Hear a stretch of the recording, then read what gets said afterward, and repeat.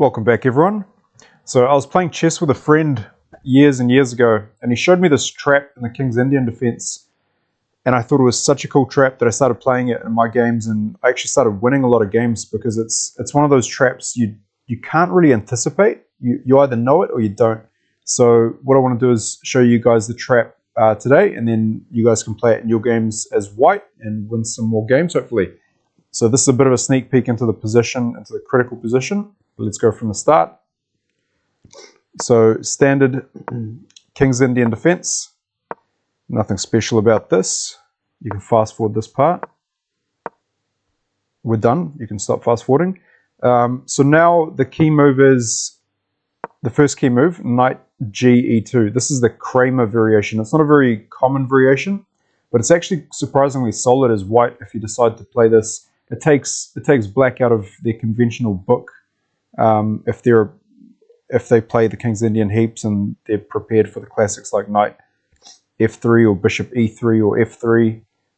So knight G2, black continues by castling, white continues knight G3, E5, D5, white closes up the position, black continues to develop, white continues to develop, knight C5, and here white, instead of castling or playing slow, plays H4.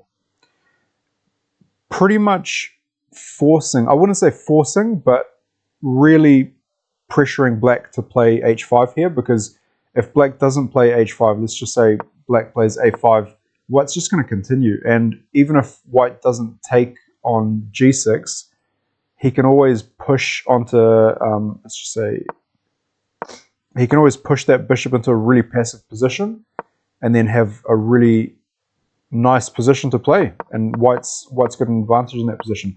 So here black will typically play H5, not only in this position but in other fianchetto dark square bishop positions. Bishop to G5, A5, and now this is that critical position. This is where white puts down the hammer.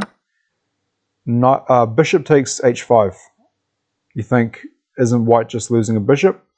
You would be right. Yeah, white is losing a bishop, but gaining a massive attack and tangling up black's position like you wouldn't even know. Obviously, if black just continued normally, white would just retreat the bishop, and then white would be up a pawn, and then up a critical pawn as well. And that H5 pawn is just going to start rolling. So black is essentially forced to take. You can't take with the knight because it's pinned, and that's the other key part of this trap. You're essentially exploiting the pin on that F6 knight, as well as the weakened pawn structure on the king side for black. So here you go, knight takes H5. Black cannot take back because of the pin. Even if black got tricky and started thinking, okay, maybe I can do this, attack the queen and fork the knight, that loses to knight takes, bishop takes, and then white picks up the bishop. So that's not what black wants to do, but instead black wants to get out of the pin by playing something like queen e8. They can't do it right now because they just lose the knight on f6. So black might try to defend the knight one more time in preparation for queen to e8. So white pressures the knight again. So again, black cannot move out of that pin. And if you really think about it, black is stuck. He can't defend this knight with anything else, and he will not be able to move his knight, queen, bishop, or this knight. So his whole position is blocked up. If he can't move this, he can't move this either. So black is tangled up instantly. So if black, if play continued by a4, white's idea is essentially get the rook up, or the rook lift, and let's just say black moves the king. Take here. And now you're threatening all sorts of stuff. Mostly bishop takes f6. And then once the king comes back, again, black is just completely tangled in this position.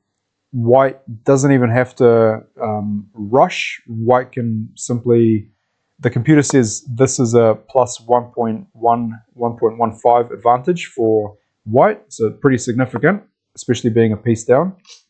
But even here, if we go back, white doesn't have to rush. White can just castle and get the other rook into the action as well.